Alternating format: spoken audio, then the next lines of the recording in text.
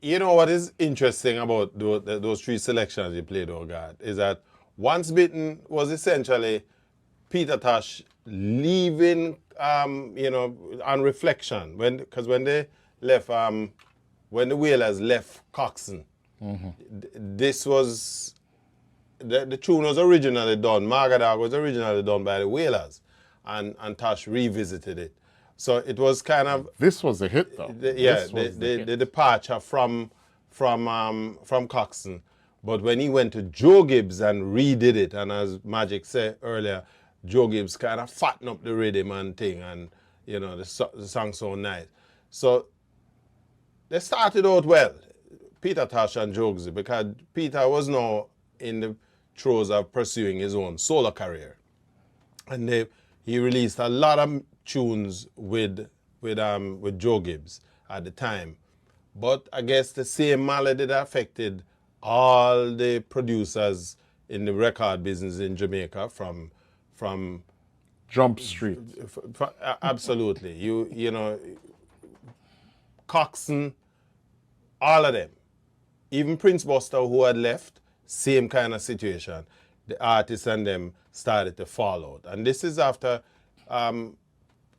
Gibbs had produced a number of big tunes with Peter Tosh, and money problem, and Peter Tosh decided to walk. And of course, the Once Bitten, Twice Shy tune. Margadog was kind of a throwaway back at Coxsone, but Once Bitten was him saying, it happened to me already at Coxsone, and I'm not going to allow it to happen to him with another producer. And he would now basically go out and create his own record label. Intel Diplo, I think, was the product of this experience he had with Joe Gibbs. And Joe Gibbs would have lost one of the best artists that would have come in his orbit. And again, it's just kind of nonsensical that as a producer, you're making money off of the tune. Why not keep the artist happy? But such is was the status quo in the music business at the time. And of course, the artists who knew better, and Peter Tosh certainly was one of those, he decided to go about his business. Interestingly, at the time, Gibbs had formed, because by now he is growing. Attracting some of the top musicians attracting top musicians and artists. They had moved the studio from downtown because they had changed the address from Beeston Street, moved closer to Orange Street initially, and then eventually they found a place at Retirement Road. Retirement Road was kind of developing as a sort of sub-commercial district. It's near to Brentford Road. Right. And they established the studio there. And at the time, Gibbs formed an alliance with Errol Thompson, who was an engineer of some repute.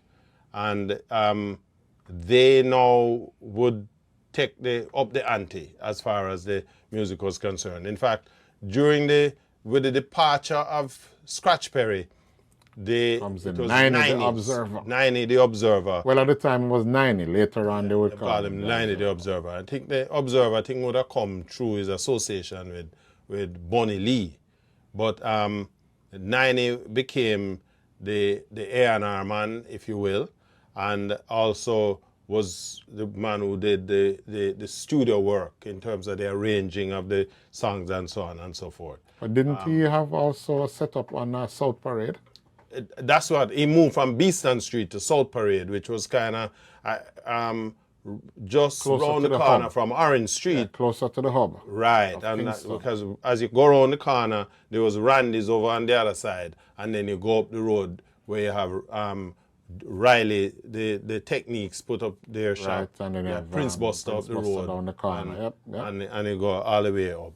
But the relationship with Errol Thompson came after they moved the studio from North Parade and up to Retirement Road.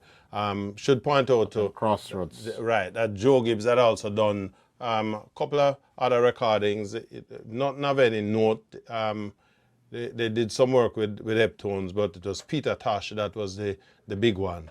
And then when he formed the alliance with Errol Thompson, they call himself the Mighty Two.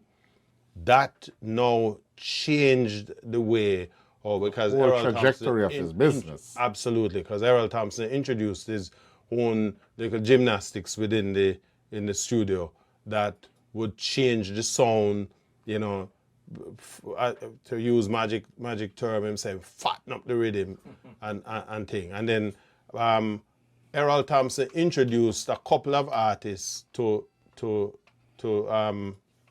Joe Gibbs. One of them was Dennis Emmanuel Brown. The other would have been what's her name? Marcia Aiken. You had Althea and Donna. Marcia Aiken did some work on the what was the tune called? I'm Still in Love. It was an Alton Ellis tune. Alton Ellis original, but Right. there was remade. And in fact, that Alton Ellis tune was a source of a copyright thing, infringement on the part of Gibbs, which he never learned from, and we will talk about that as you get closer. Before that, though, Richie, he did some work with liquor gentleman Nicky Thomas. Hi there. If you enjoyed that clip, go on over to our website at yawdmedia.com, where you can watch the entire broadcast at your leisure. And while you're there, why don't you check out our other reggae music features? And before you leave, pick up some of our Jamaican reggae merchandise, and hey, don't forget to tell your friends.